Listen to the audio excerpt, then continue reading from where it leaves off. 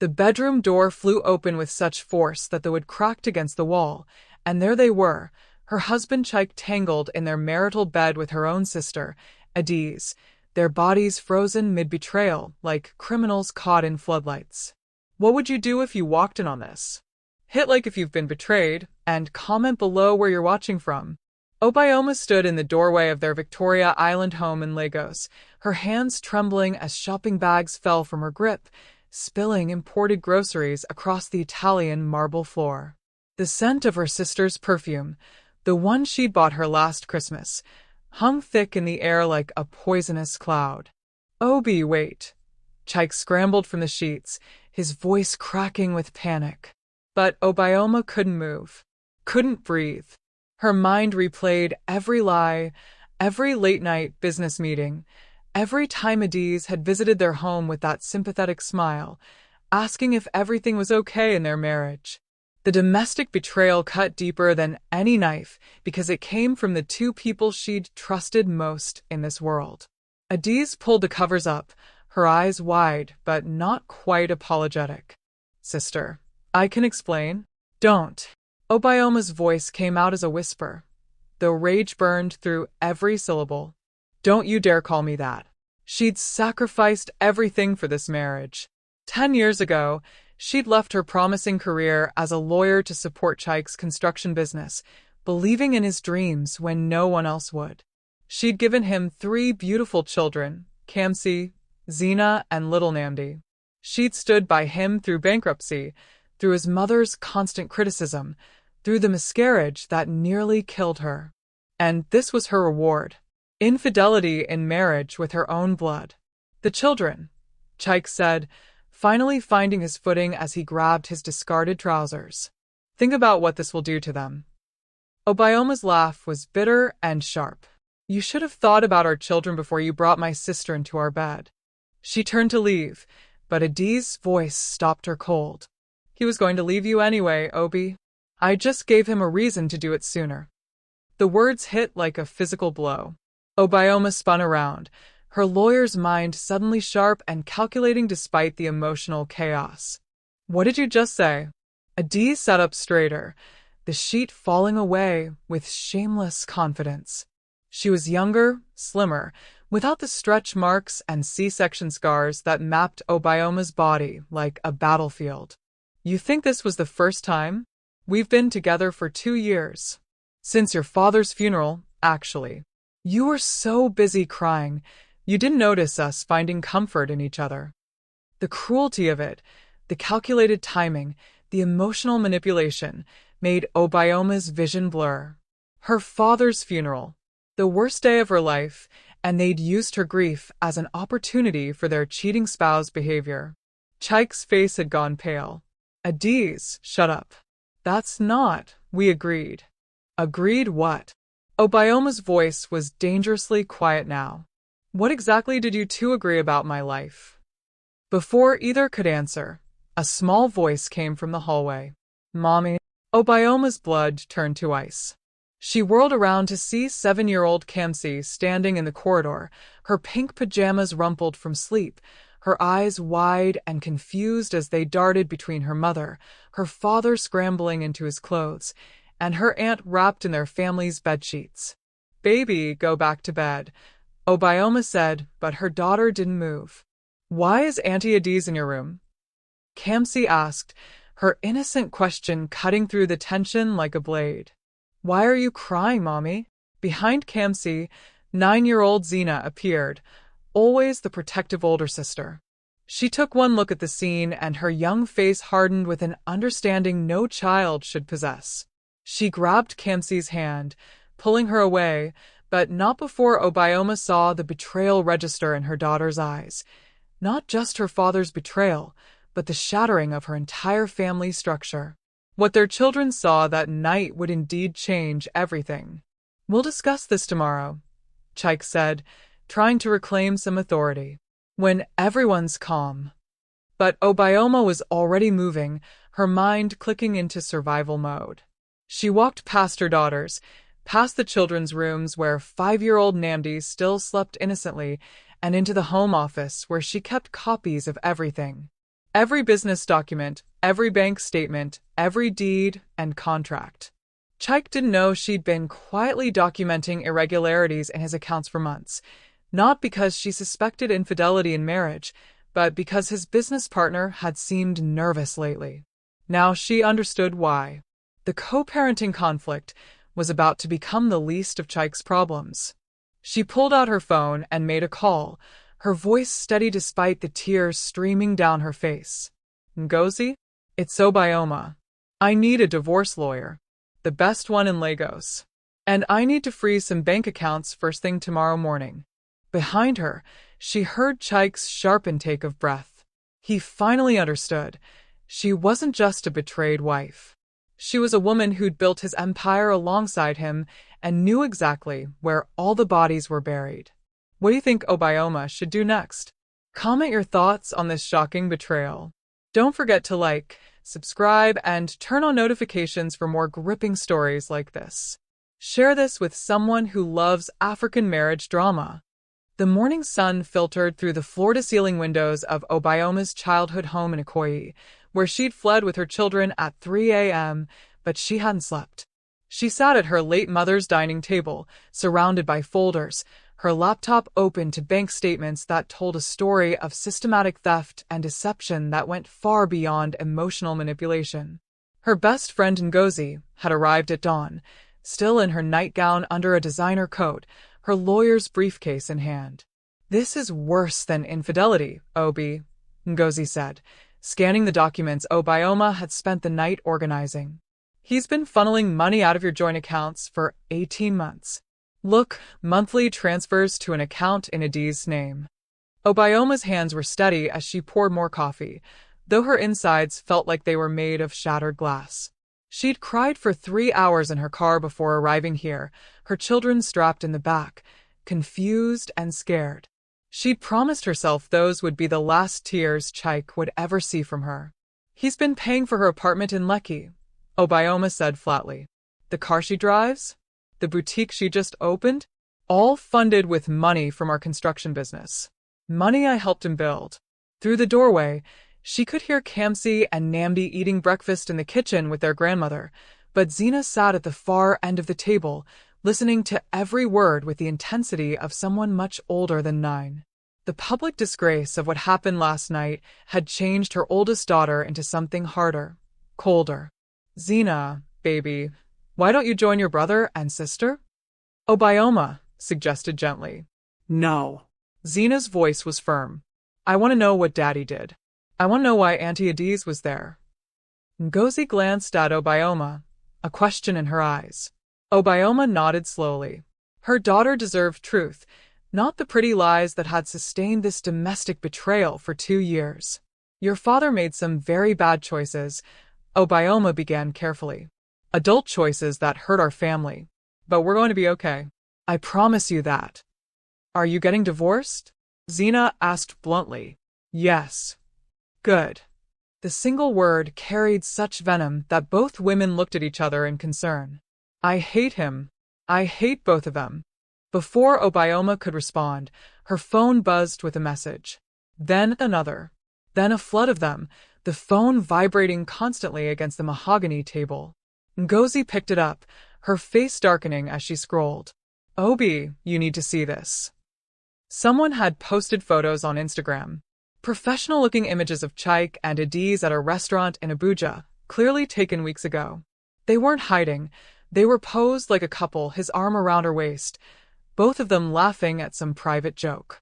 The caption read, "When you finally find someone who understands you. #new beginnings, #love wins." The comments section was exploding. Lagos society moved fast, and apparently everyone had known about the cheating spouse situation except Obioma. Friends she'd hosted in her home. Business associates. Even Chike's family, based on some of the carefully worded comments that suddenly made sense. "They've been planning this," Obioma said slowly, the pieces clicking into place. "This wasn't just an affair. They wanted me to find them." "Why would they want that?" Ngozi asked. "Because Chike's company is being audited. I saw the notice last month. He said it was routine, but what if it's not?" Obioma's lawyer brain was working now, cutting through the emotional fog. What if he's been embezzling from his own business and needs a divorce to look like the victim? Split the assets before anyone can seize them. Her phone rang. Chike's mother, Mama Chike, the woman who'd never thought Obioma was good enough for her son. Obioma answered on speaker. You need to come home and fix your marriage. Mama Chike's voice was sharp, accusatory. Whatever happened, you must have driven him to it. A good wife keeps her husband satisfied. Ngozi's eyes went wide, but Obioma just smiled, cold and dangerous. Mama, your son is a thief and an adulterer. And when I'm done with him, everyone will know exactly what kind of man you raised. She hung up before the older woman could respond. Obi, Ngozi started. I want everything, Obioma interrupted. The house, the business, full custody. I want him to understand that betrayal has consequences. That's going to be a war. You know how these things go in Lagos. The man always has advantages. Then we fight dirty. Obioma opened her laptop to a folder labeled insurance. Years of documentation she'd kept as a cautious lawyer, never thinking she'd need it. I have evidence of every under-the-table deal, every bribe to planning officials, every fake invoice his company ever submitted. If he wants to destroy our family, I'll destroy his reputation. Zena had moved closer, watching her mother transform from victim to warrior. Are you going to win, Mommy? She asked quietly. Yes, baby. We're going to win. A crash from the kitchen made them all jump. Obioma rushed in to find her mother collapsed on the floor, Kamsi screaming, and Namdi frozen in shock. Mama. Obioma dropped to her knees, checking for a pulse. It was there, but weak. Ngozi, call an ambulance. As her mother was loaded into the ambulance 20 minutes later, Obioma's phone buzzed again. A message from an unknown number. Your mother's stress is your fault. Come home and stop this foolishness before someone else gets hurt. Chike. The threat was clear. The co-parenting conflict had just escalated into something far more dangerous. Chike wasn't going to let her leave quietly, and now he was willing to weaponize even her mother's health. But he'd made one critical mistake. He'd shown his hand too early. And Obioma now knew exactly how ruthless she needed to be. Is Chike threatening Obioma's family? What should she do? Comment below where you're watching from, and don't forget to like and subscribe. The private hospital room in Ikeja smelled of antiseptic and fear.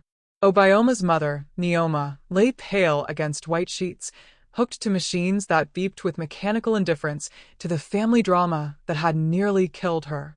The doctor said it was stress-induced cardiac arrest, not a full heart attack, but a warning shot across the bow of a body that had endured too much. This domestic betrayal is literally killing my mother, Obioma whispered to Ngozi in the hallway, watching through the window as Zena sat beside her grandmother, holding her hand with fierce protectiveness.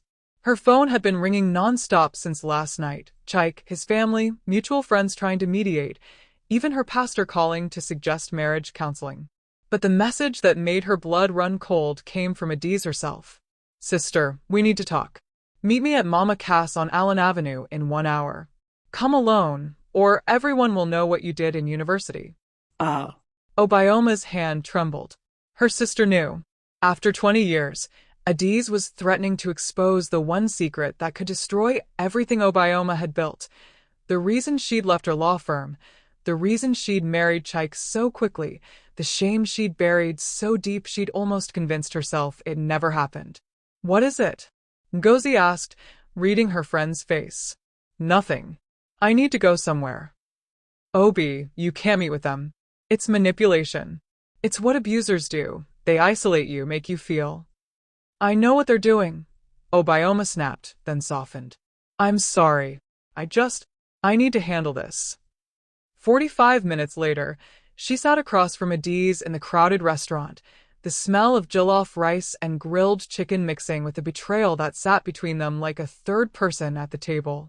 Her sister looked immaculate, designer dress, fresh manicure, the glow of a woman who felt she'd won something. You look terrible, Adaeze said, sipping her Chapman with casual cruelty. What do you want? Obioma kept her voice level, aware of how many eyes were on them. Lagos society loved nothing more than a public disgrace, and two sisters meeting after such scandal would be tomorrow's trending topic. I want you to let him go gracefully. Sign the papers, take a reasonable settlement, and we all move on with our lives. Reasonable? Obioma leaned forward. You stole my husband, destroyed my family, traumatized my children. What about that is reasonable? Adeeze's smile was serpent smooth.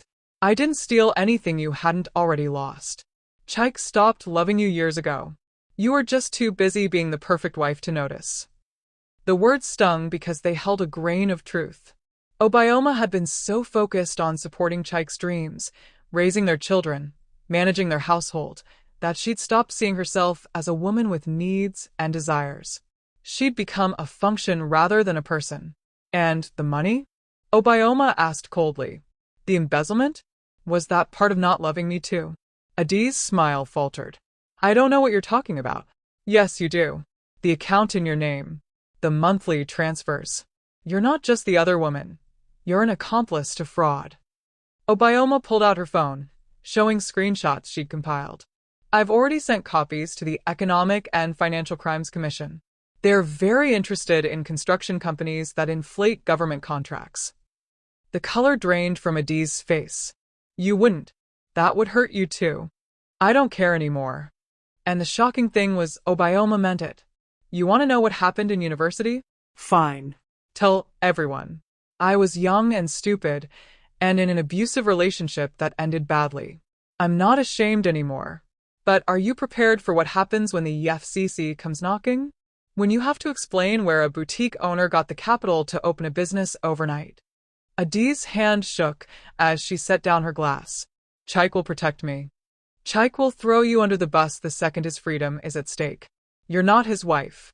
You're his mistress and his co-conspirator. When this gets ugly, and it will, you'll be the one facing fraud charges while he claims you seduced him and stole from him. For the first time, doubt flickered across Adeeze's face. She'd been so confident in Chike's love, in her victory over her older sister, that she hadn't considered she might be just another pawn in his game. Why are you telling me this? Adaeze asked quietly. Because despite everything, you're still my sister. And I remember when we were kids before jealousy poisoned you, when we actually loved each other. Obioma stood, gathering her bag. You have a choice. Help me prove what Chike has done, get immunity, and maybe rebuild your life. Or go down with him and spend the next decade in prison. She left Adaeze sitting there, the restaurant buzzing with whispers as patrons pulled out phones to capture this moment of sister versus sister confrontation. By tonight, it would be all over social media, but Obioma had planted the seed she needed to. Back at the hospital, Ngozi met her at the elevator with urgent eyes. Your mother's awake, and Chike is here, with his lawyer. He's filing for emergency custody of the children, claiming you're mentally unstable and that your mother's condition proves you can't provide a safe environment. The co-parenting conflict had just turned nuclear. Obioma ran down the hallway to find Chike standing outside her mother's room, his lawyer, a notorious pit bull named Barton Okonkwo, beside him. But it wasn't Chike who made her stop cold. It was Zina, standing between them and the door, her small body planted like a warrior. You can't take us, Zina was saying, her voice shaking but determined. We won't go with you. You're a liar, and you hurt Mommy. Chike's face was a mask of false concern. Baby, your mother isn't well. She needs time to rest, and you kids need stability. We're stable with her, Zina shouted, loud enough that nurses looked over with concern. You're the one who broke everything. Obioma reached her daughter, pulling her close. It's okay, baby. I've got this. She looked at Chike, really looked at him, and saw a stranger wearing her husband's face. This was the man she'd loved for 15 years, who'd held her through her father's death, who'd cried when each of their children was born. Where had that man gone? Or had he ever existed at all? You won't win this, Chike said quietly, meant only for her ears. I have money, connections, and the court always sympathizes with fathers who've been driven to infidelity by cold wives. Try me, Obioma said. Barton stepped forward, handing her papers. Custody hearing is scheduled for next week. We'll be presenting evidence of your unstable behavior, your threats against your husband's business, and your mother's medical emergency as proof you can't care for minor children. But before Obioma could respond, a nurse rushed out of her mother's room. She's crashing. We need a doctor, now. The hallway erupted into chaos. Medical staff rushing in, machines alarming, Kamsi and Namdi appearing from somewhere and screaming for their grandmother. In the confusion, Obioma's phone buzzed with a message from an unknown number. It was a video file. With shaking hands, she opened it. The footage was from a security camera, grainy but clear enough. It showed Chike and his business partner, Emeka, in an office, counting stacks of cash. The audio was distorted but understandable.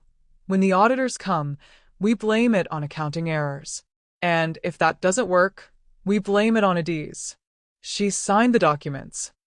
Someone inside Chike's operation was betraying him. Someone wanted him to go down and was willing to give Obioma the ammunition to make it happen. The message that followed was simple. Your enemy's enemy is your friend. Use this wisely. More coming soon. Who is betraying Chike? Will Obioma's mother survive? Comment your predictions. Don't forget to share the story with someone who needs to hear it. Neoma survived the night, but just barely. As dawn broke over Lagos, painting the hospital windows gold, Obioma sat in the family waiting area, the video evidence playing on loop in her mind. She'd watched it 17 times, analyzing every frame, every word, every piece of leverage it gave her against Chike's custody play. But leverage meant nothing if her mother died. If this stress killed Neoma, Obioma would have blood on her hands, even if Chike had loaded the gun. Mommy, when can we see Grandma?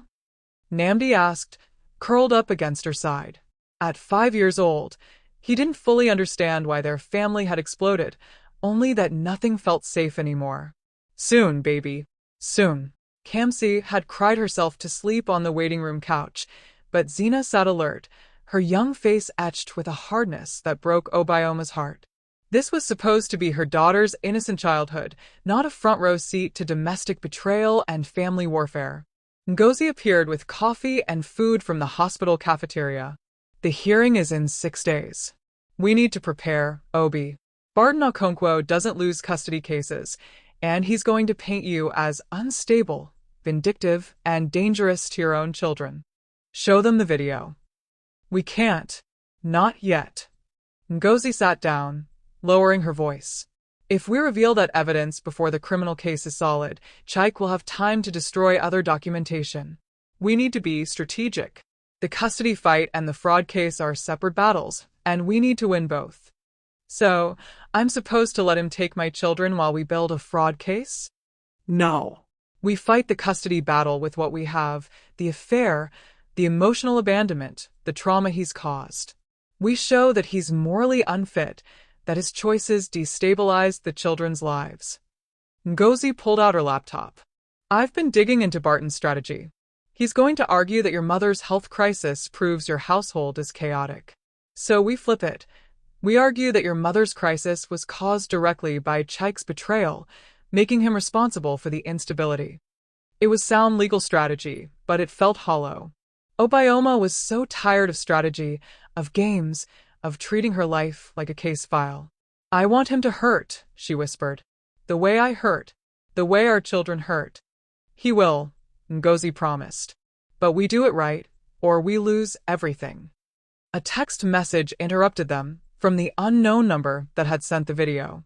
Meet me at the National Museum in Oniken. 2 p.m. Come alone. I have more than video. I have the original documents. Emeka, Chike's business partner, the man in the video counting stolen money, was turning on him. But why? At 2 p.m., Obioma walked through the museum's courtyard, past ancient Benin bronzes and Yoruba artifacts, feeling the weight of history around her. How many Nigerian women had stood where she stood, betrayed by the men they'd built empires with. Emeka sat on a bench near the Ife bronze heads, looking older than his 43 years. He'd been at their wedding, had held baby Kamsi when she was born, had called Chike his brother. Now he looked like a man carrying the weight of profound guilt. Why are you doing this? Obioma asked, skipping pleasantries. Because I have daughters, Emeka said simply. 3 of them. And watching what Chike did to you. Watching him plan to destroy you to cover his crimes. I couldn't let my girls grow up thinking that's what men do. That betrayal and theft are acceptable if you're clever enough. He handed her a flash drive and a folder of documents. Everything's here. The fake invoices, the bribes to government officials, the offshore accounts. Chike has been stealing for 3 years, not just from the business, but from government contracts. We're talking about millions of naira that should have gone to building roads and schools. Obioma's hands shook as she took the evidence. You'll have to testify. You'll go to prison too. I know. I've already contacted the EFCC and arranged immunity in exchange for cooperation. My lawyer says I'll probably do time, but less if I'm the one who comes forward. Emeka looked at her with haunted eyes. I should have stopped him years ago. I was greedy. And I convinced myself everyone does it, that it's just how business works in Nigeria. And Adaeze. She knew everything. She wasn't just the mistress. She was part of the operation. That boutique she opened? Money laundering. Every handbag and dress is overpriced, cash transactions only, perfect for cleaning dirty money. He paused. I'm sorry, Obioma. You deserved better than this. Better than both of us. After Emeka left, Obioma sat alone among the artifacts, crying quietly in a museum full of stolen history.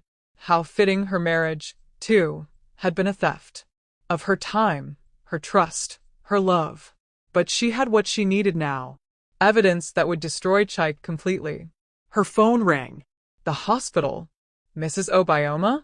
Your mother is awake and asking for you. But there's something else. A man came by claiming to be family. We didn't let him in, but he left a package for you. Should we open it? No. Don't touch it. I'm coming now. She ran out of the museum, Emeka's evidence clutched in her bag, her heart pounding with new fear. Chike was escalating, and she didn't know how far he'd go. The package sat at the nurse's station, innocuous-looking. Inside, wrapped carefully, was a small box. And inside that box was a photo, an old one from Obioma's university days, one she'd thought was destroyed years ago. She was 19 in the picture, at a party she wished she could forget, with people she'd spent 2 decades trying to distance herself from. The note was simple. Drop the fraud charges and the divorce, or this photo and 10 more like it go to every blog in Lagos. You know what they'll say about you. How it will affect your children. Your mother. Your precious reputation. You have 48 hours. See. The emotional manipulation was textbook. Chike hit her where she was most vulnerable. Her past, her children, her image. He knew that Nigerian society was ruthless with women, that one photo could destroy her while his affair with her sister would be dismissed as a man's weakness. But he'd miscalculated one critical thing. Obioma was done caring what Lagos society thought. She picked up her phone and called the most notorious blogger in Nigeria, a woman named Kemi who'd built an empire on exposing the wealthy and powerful. Kemi? It's Obioma Okafor. You know that story you've been trying to break about corruption in Lagos construction? I have everything you need. Documents, video, testimony. But I need something in return. Name it. I need you to publish my story first. My version. Before Chike can twist it. Before those photos come out, I tell the truth about my past, on my terms. And then we expose him for what he really is, not just a cheating spouse, but a thief who stole from the Nigerian people. Kemi's laugh was sharp and delighted. Now that's a story. When do we start? As Obioma walked into her mother's hospital room, Zina looked up from her grandmother's bedside. Mommy, are we going to be okay? Obioma kissed her daughter's forehead, feeling stronger than she had in days. Yes, baby. We're going to be more than okay. We're going to be free. But as she settled into the chair beside her mother's bed, her phone buzzed with a message that made her blood run cold. It was a photo of Kamsi and Namdi taken through the hospital window from the parking lot. The message: you have 24 hours, not 48. Or your children pay the price for your pride. The Lagos police station in Victoria Island smelled of old coffee and desperation. Detective Arinze Okoro listened with increasing alarm as Obioma laid out her case. The threatening messages, the photo taken of her children through the hospital window, the escalating intimidation that had turned a domestic betrayal into something far more sinister. "Mrs. Okafor, I need to be honest with you," Detective Okoro said, his weathered face grave. "Restraining orders in domestic situations, they're often just paper. Especially when the man has money and connections, like your husband does." "So, you're saying you can't protect my children?" Obioma's voice was steel over panic. "I'm saying we'll do what we can. But the system moves slowly, and men like Chike Okafor know how to work it." He leaned forward. "However, the evidence you've brought about the fraud, that's different. That's EFCC territory. If we can get him arrested on corruption charges, the custody issue becomes moot." "How long?" 3 to 5 days if we move fast. But you need to keep your children safe until then." Obioma left the station with a police report and hollow promises, knowing she was on her own. She'd moved her children to a family friend's house in Lekki, far from Chike's usual orbit, but Lagos was a big city that felt suddenly very small. Her mother was being discharged today, doctor's orders to avoid stress, which was laughably impossible given the circumstances. As Obioma helped Neoma into the car, the older woman grabbed her hand with surprising strength. "Your father once told me that the most dangerous animal is one that's been cornered," Neoma said quietly. "Chike is cornered now, and men like him don't surrender gracefully. Promise me you'll be careful." "I promise, Mama." But promises felt like smoke in the Lagos air, substantial for a moment, then gone. The blog post went live at 6 p.m.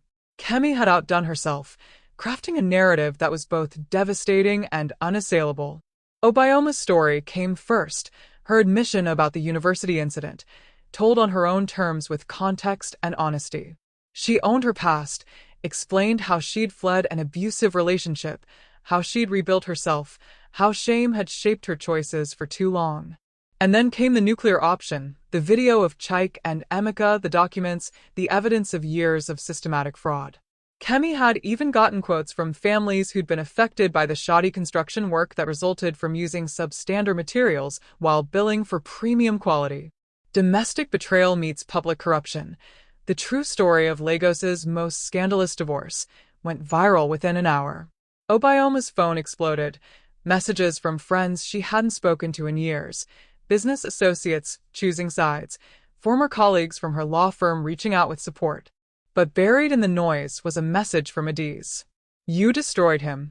I hope you're happy. But you destroyed me too. They came to my boutique today, EFCC agents. They seized everything. I trusted him, and you made me look like a criminal. I'll never forgive you." Obioma stared at the message, feeling something twist in her chest. Adaeze had betrayed her first, had stolen her husband, and poisoned her marriage. But she was still her sister, still the little girl who'd shared her room growing up, who'd braided her hair and whispered secrets in the dark. Before she could respond, her phone rang. "Chike." She almost didn't answer, but something made her pick up. "You've won," he said, and his voice sounded nothing like the man she'd married. It was hollow, defeated, dangerous. "I hope it was worth it. I hope watching me burn makes you feel powerful." "This isn't about power, Chike. This is about consequences. You stole from our family. You stole from Nigeria. You destroyed everything we built. We." His laugh was bitter. "You were just along for the ride, Obi. Playing lawyer, playing perfect wife, but you were always in my shadow. And now what do you have? A ruined family, children who'll grow up knowing their father is a criminal, and a sister who hates you. I have my integrity, something you sold years ago. Integrity doesn't keep you warm at night.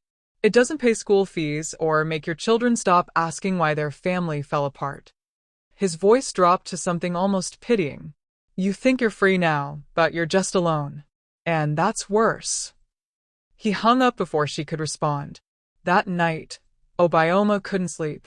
She sat in the borrowed house's living room, watching her children sleep in various rooms, safe for now but forever changed by what they'd witnessed. The co-parenting conflict would never fully resolve. Chike would always be their father, always be part of their lives in some capacity, even if he was in prison. At 2 a.m., her phone lit up with a news alert. Chike had been arrested at Murtala Muhammad International Airport trying to board a flight to Dubai. The FCC had moved faster than Detective Okoro had predicted, likely prompted by the public outcry following Kemi's article. There were photos, Chike in handcuffs, his face a mask of rage and humiliation. The public disgrace she'd wanted, the revenge she'd planned, was complete. So why did she feel so empty?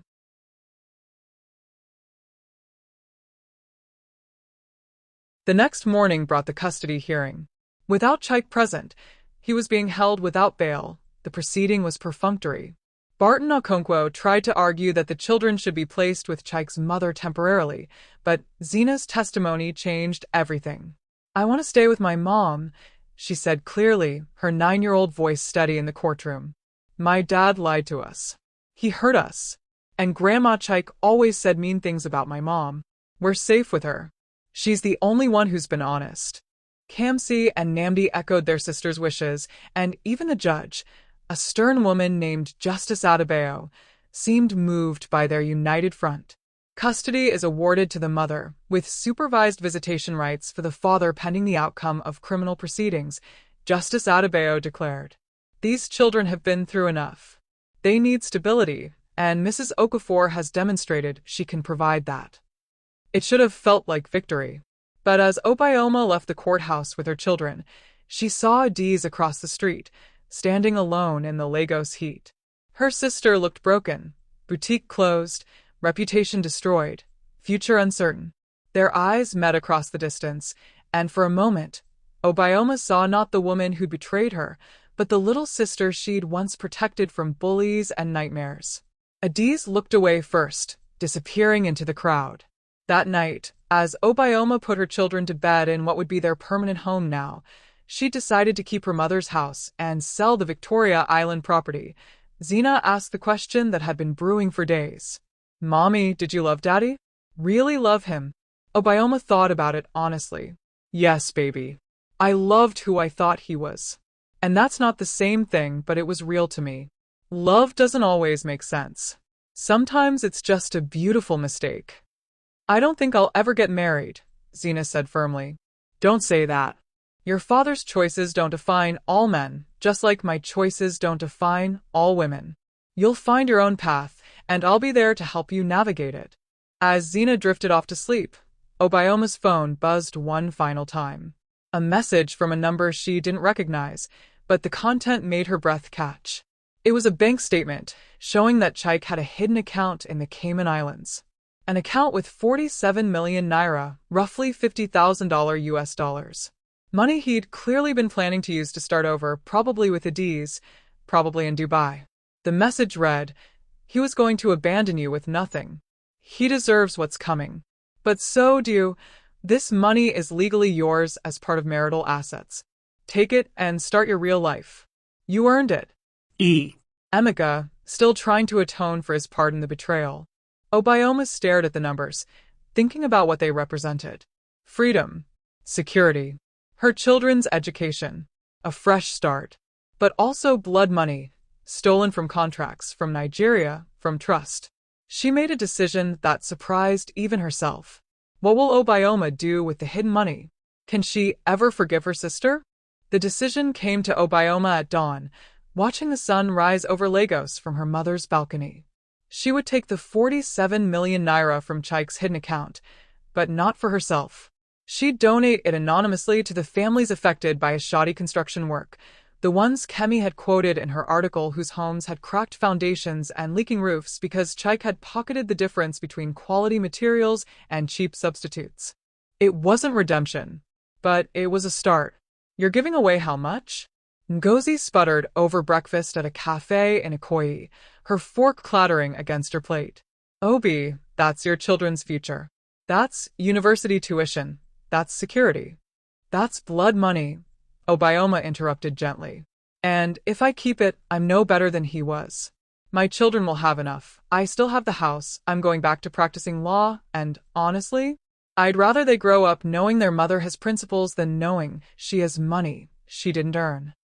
Ngozi stared at her for a long moment, then shook her head with reluctant admiration. You're either the most moral person I know or the craziest. Can it be both? But the financial revenge she'd planned took a different form. Using her lawyer's skills and Emeka's testimony, Obioma worked with the EFCC to ensure that all of Chike's legitimate assets would be liquidated to pay restitution. The Victoria Island house, the cars, his share of the construction company, everything would go to repaying what he'd stolen from government contracts. It meant she wouldn't see a naira from their marriage financially, but she'd see something more valuable: justice. The case against Chike was building rapidly. Emeka's testimony, combined with the documentary evidence and Obioma's own records, painted a damning picture of systematic corruption spanning years. The trial date was set for 3 months out, and Chike's lawyer was already floating plea deal discussions. But Obioma's real battle wasn't in courtroom anymore. It was in her own heart, particularly regarding Adaeze. They hadn't spoken since the courthouse encounter, but their mother had been pressuring Obioma to reach out, to offer some kind of olive branch. Family was family, Neoma argued, and bitterness was a poison that hurt the person carrying it more than anyone else. She betrayed me, Mama, Obioma said wearily during one of these conversations. How can I just forgive that? I didn't say forgive, Neoma replied, her health still fragile, but her mind sharp. I said reach out. There's a difference. Forgiveness is for you, not her. It's about letting go of the anger that's eating you alive. But reconciliation? That's something else entirely, and it requires her to actually be sorry. The opportunity came unexpectedly. Adaeze was being called to testify in Chike's trial as a witness for the prosecution, given her involvement in the money laundering scheme. Her lawyer had negotiated immunity in exchange for cooperation, mirroring Emeka's deal. Obioma received a message from Adaeze the night before she was scheduled to testify. Can we talk? Please. Just once. They met at a beach in Lekki, neutral territory far from the Lagos gossip mills. The ocean stretched before them, indifferent to human drama, waves crashing with ancient rhythm. Adaeze looked thinner, older, like someone who'd aged a decade in 3 months. She wore no makeup, no designer clothes, just jeans and a simple blouse that Obioma recognized from years ago. I don't expect you to forgive me, Adaeze started without preamble. I needed to tell you that I'm sorry. Truly sorry. Not because I got caught, not because my life fell apart, but because I destroyed something precious. Your family. Your trust. Us. Obioma waited, letting her sister speak. I was jealous, Adaeze continued, her voice breaking. Our whole lives you were the smart one, the successful one, the one Mama and Papa were proud of. And I convinced myself that taking Chike was evening the score somehow. Like if I could steal your happiness, it proved I was worth something too. So you did steal him, Obioma said quietly. It wasn't love. It was competition. At first, yes. But then I actually did fall for him. Or I thought I did. Now I realize I fell in love with the idea of him, the power, the money, the victory of taking something you valued. Adaeze wiped tears away roughly. And when it all fell apart, when I lost everything, I realized I'd traded our sisterhood, our history, our family for a man who never loved either of us. He just used us both. It was the most honest Adaeze had been maybe ever. And standing there, watching her sister break down, Obioma felt something shift inside her chest. Not forgiveness, not yet, but a crack in the wall of anger she'd built. The children ask about you, Obioma said finally. Kamsi especially. She doesn't understand why Auntie Adaeze doesn't come around anymore. I'm surprised you let them even remember me. I won't poison them against you. Whatever happened between us, you're still their aunt. They're already losing their father to prison. I won't take their aunt away too, if you can prove you deserve to be in their lives. Adaeze looked up, hope flickering in her eyes. What would that take? Truth. Therapy. Actual change, not just words. You testify tomorrow and you tell everything, not to save yourself, but because it's right. And then you get help, Real help, for whatever made you think destroying me was the only way to build yourself up. And maybe in a year or two, we can talk about rebuilding something. Not what we had, that's gone. But something new. Something honest. It wasn't reconciliation. It wasn't forgiveness. But it was a door left slightly ajar, which was more than Adaeze deserved and exactly what Obioma needed to let go of the rage that had been consuming her. The next day, Adaeze testified for 6 hours. She laid out every detail of the money laundering operation, the bribes, the fake invoices, Chike's plans to flee to Dubai. Her testimony was damning, comprehensive, and clearly painful for her to deliver. Watching from the gallery, Obioma felt a strange mix of emotions. Satisfaction at seeing justice unfold, sadness for the family that had splintered beyond recognition, and something unexpected, pride in her sister for finally doing the right thing, even if it came far too late. After court adjourned, Emeka approached Obioma in the hallway. "He's going to take the plea deal," Emeka said quietly. His lawyer just told the prosecutor. 15 years, out in 10 with good behavior. He'll testify against the government officials who took his bribes, give up everyone else in the scheme. And you? 5 years. I start serving next month. Emeka looked tired but somehow lighter, like a man who'd put down a heavy burden. My daughters came to visit me yesterday. They're angry, disappointed, heartbroken. But they came. And my oldest said something that stuck with me. She said, "At least you told the truth, Daddy. At least you tried to fix it." That's more than Chike can say. He was right. Chike would serve his time, but he'd never actually take responsibility. He'd blame Obioma, blame the system, blame anyone but himself for the choices that destroyed his family and defrauded his country. But that was his burden to carry now, not hers. That evening, Obioma sat with her children in their living room, their permanent living room now, in her mother's house that was slowly becoming their home. She'd been honest with them about what was happening, age-appropriate but truthful. They deserved to understand the domestic betrayal that had fractured their family, the infidelity in marriage that had forced them to start over. "Is Daddy ever coming home?" Namdi asked, cuddled against her side. "No, baby. Daddy made some very bad choices, and he has to face the consequences. But he's still your father, and when you're older, if you want to visit him or talk to him, I won't stop you. That's your choice to make." "I don't want to," Zena said firmly. "He lied. He stole. He hurt you and Grandma. Why would I want to know someone like that?" Obioma pulled her oldest daughter close. "Because holding on to anger will hurt you more than it hurts him. And because people are complicated, they can do terrible things and still have good in them somewhere. You don't have to forgive him or have a relationship with him. But don't let his mistakes poison your heart. Don't let him steal your ability to trust and love just because he didn't know how to do those things properly." Kamsi, sitting on the floor drawing, looked up suddenly. "Mommy, are you going to be okay? Like really okay?"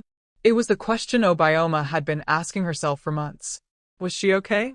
Her marriage was destroyed, her sister estranged, her husband in prison, her life completely demolished and rebuilt from scratch. But looking at her children, healthy and safe and still capable of hope despite everything they'd witnessed, yes, she was going to be okay. Better than okay, eventually. Yes, baby. I'm going to be more than okay. We all are. A knock at the door interrupted the moment. Obioma opened it to find a courier with a large envelope. Inside was a letter from the FCC and a check, compensation from the liquidation of Chike's assets. Not millions, but enough. Enough to pay for her children's education, to rebuild her law practice, to secure their future. Also in the envelope was a handwritten note. "This is legally yours. Clean money from his legitimate business assets before the fraud began. Take it. You earned it through every sacrifice you made for that marriage. Detective Okoro." Obioma held the check, feeling the weight of it. This was different from the hidden account. This was money she'd actually helped build, through years of supporting Chike's business, managing his household, sacrificing her own career. "What's that?" Zena asked. "Our future," Obioma said simply. "Our fresh start." But as the children went to bed that night, Obioma received one final message that made her pause. It was from Chike's prison-holding cell, smuggled out somehow through a guard he'd clearly bribed even from behind bars. I loved you, Obi. In my own broken way, I really did love you. I just loved myself more. I'm sorry for that. I'm sorry for all of it. I hope someday our children can understand that people aren't just their worst decisions. Take care of them. You're a better parent than I ever was. It wasn't enough. It would never be enough. But it was something, an acknowledgement, a small piece of truth in an ocean of lies. Obioma deleted the message and blocked the number. She was done looking backward. Will Obioma truly heal? Can family bonds ever be repaired? Subscribe and comment where you're tuning in from to see the powerful conclusion. 2 years later, Obioma stood in her new law office in Ikeja, looking out at the Lagos skyline she'd once thought would judge her forever.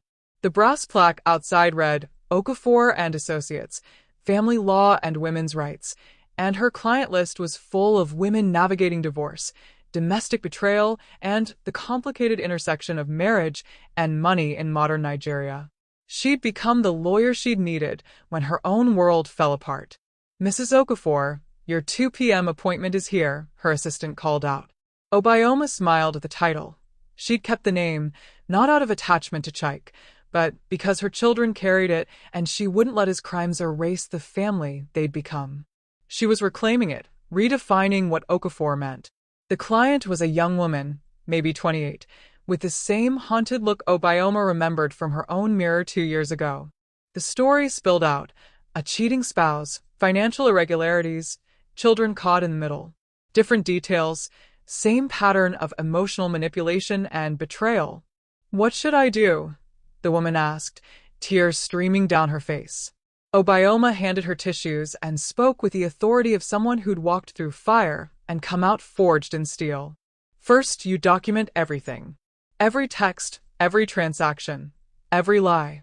Second, you remember that leaving isn't giving up. It's choosing yourself and your children over a man who already chose to betray you. Third, you understand that the legal battle is just logistics. The real battle is in here. She tapped her chest, deciding you're worth fighting for. After the client left, Ngozi popped her head in. She'd become Obioma's law partner, and together they'd built a practice that actually helped women navigate the treacherous waters of co-parenting conflict and marital dissolution. How's it feel to be Lagos's most sought-after divorce lawyer? Ngozi asked with a grin. Exhausting. Necessary. Right. Obioma gathered her things. But I need to go. Zena's school play is tonight, and I promised I wouldn't miss it. At the school auditorium in Lekki, Obioma sat between her mother and Adaeze. The seating arrangement would have been unthinkable 2 years ago, but they'd slowly, painfully rebuilt something resembling a sisterhood. Not what they'd had as children, that innocence was gone, but something more honest. More hard-won. Adaeze had done the work Obioma had demanded. Therapy, financial courses to rebuild her life legitimately, volunteering with women affected by domestic violence. She'd sold her story to Kemi for another blog post, The Other Woman Speaks, How I Destroyed My Sister's Life and What I'm Doing to Atone, and used the money to fund a scholarship for young women studying business ethics. It didn't erase what she'd done, but it was something. How's the new boutique doing? Obioma asked during intermission. Slowly. Honestly. I'm actually making less money than I did before, but at least I can sleep at night. Adaeze hesitated. Thank you for coming to the opening last month. I know it wasn't easy. The children wanted to support their aunt. I'm just following their lead. On stage, Zena played Cleopatra with fierce conviction and 11-year-old determination. She'd grown into a force of nature, sharp, strong, unafraid to speak truth even when it was uncomfortable. What she'd witnessed that night 2 years ago, what their children saw when their family imploded, had changed her, but not destroyed her. That was what mattered. After the play, Zena ran up to them, still in costume. Did you see? Did you see me? You were magnificent, Obioma said, pulling her daughter close. Grandma, did you cry? Like a baby, Neoma admitted, fully recovered now and fierce as ever. Kamsi appeared next, dragging Namdi by the hand. At 9 and 7, they'd retained more innocence than their older sister, though they carried their own scars. Kamsi still had nightmares sometimes. Namdi had developed anxiety about people leaving. But they were in therapy, they were loved, they were healing. "Can we get ice cream?" Namdi asked, looking between his mother and aunt with the calculated hope of a child who'd learned to navigate a split family. "Yes," both women said simultaneously, then laughed at the synchronicity. As they walked out of the auditorium, a familiar figure waited by the parking lot. Obioma's heart skipped, not with fear, but with the complicated emotions that never quite went away. Chike stood there in casual clothes, thinner than she remembered, grayer at the temples. He'd been released 2 months ago on parole after serving 3 years of his sentence. The terms of his custody agreement allowed supervised visits, but this was the first time the children had agreed to see him. "Hi," he said simply, his eyes on his children with naked longing. Zena's face hardened immediately. "What are you doing here?" "I heard you had a play. I just wanted to see you, even from a distance."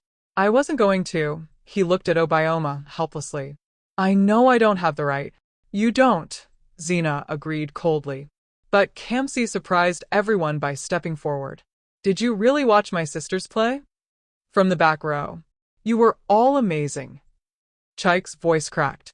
"You've all grown so much." Namdi hid behind Obioma, peeking out with uncertain eyes at the father who was essentially a stranger to him now. "We're going for ice cream," Kamsi said suddenly. "Do you want to come?"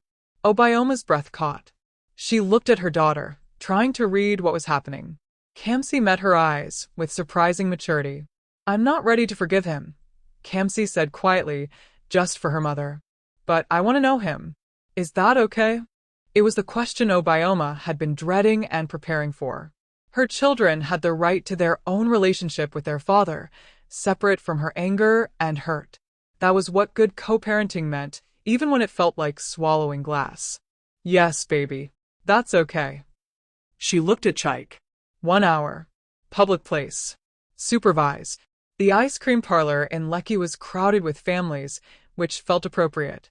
They sat at a large table, Obioma at one end, Adaeze at the other, the children in between, and Chike at the middle, looking like a man who'd been given an unexpected gift. "Tell me about school," he asked tentatively. And slowly, carefully, the children did. Kamsi talked about her art class. Namdi showed him a toy car he'd brought. Even Zena, after long silence, mentioned she was thinking about studying law like her mother. Obioma watched her ex-husband interact with their children and felt nothing. No anger, no love, no hate. He was just a man who'd made terrible choices and was trying, inadequately, to rebuild some connection with the children he'd abandoned through his own selfishness. "I'm working construction again," Chike said at one point, answering Zena's blunt question about what he did now. "Small projects. Honest work. I'll never make what I made before, but it's clean money. And I'm trying to make amends. I can't repay everything I stole, but I'm trying." "Good," Zena said simply. "You should." After an hour, Obioma stood. "Time to go, kids." Chike looked like he wanted to hug them, but settled for a wave. Can we do this again sometime?" Obioma let her children answer. "Maybe," Kamsi said. "We'll see," Zena added. Namdi just nodded shyly. It wasn't forgiveness. It wasn't reconciliation. But it was a door open to crack, and that would have to be enough. That night, after the children were in bed, Obioma sat on her balcony with her mother and sister, drinking wine and watching Lagos's lights glitter in the distance. "Do you regret it?" Adaeze asked quietly. "Fighting so hard, exposing everything? Sometimes I wonder if keeping quiet would have been easier." "Easier isn't always better," Obioma replied. "I fought because I needed my children to see that betrayal has consequences. That stealing and lying and breaking vows aren't acceptable just because you're powerful or male or think you can get away with it. They needed to see their mother stand up, even when it was hard." "You think they'll be okay?" Neoma asked. "With everything they witnessed? I think they'll be strong. They saw the worst of marriage and the best of survival. They learned that people you love can hurt you, but that doesn't mean you stop being capable of love. They learned that justice matters, that truth matters, that standing up for yourself matters. Obioma smiled. Yeah, Mama. They're going to be more than okay. Her phone buzzed, a message from a former law school colleague she'd lost touch with years ago. Obi, I heard about your practice. I'm going through something similar with my husband. Can we talk? Another woman. Another story of domestic betrayal and infidelity in marriage. Another opportunity to help someone navigate the darkness Obioma had walked through. She typed back, yes. Come to my office tomorrow. You don't have to do this alone. Because that was the truth she'd learned through fire and rebuilding. You never had to face betrayal alone.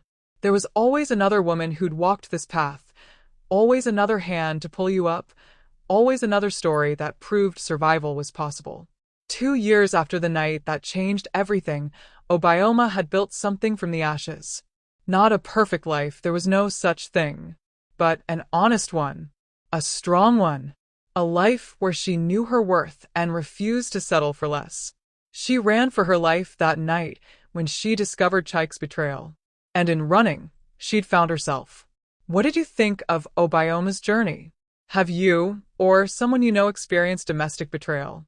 Share this story with someone who needs to hear it, and don't forget to like, subscribe, and turn on notifications for more powerful African stories. Comment below where you're watching from and what you learned from this story of survival, revenge, and redemption. If this story touched you, hit that share button. You never know who needs to see that they can survive their own betrayal and come out stronger.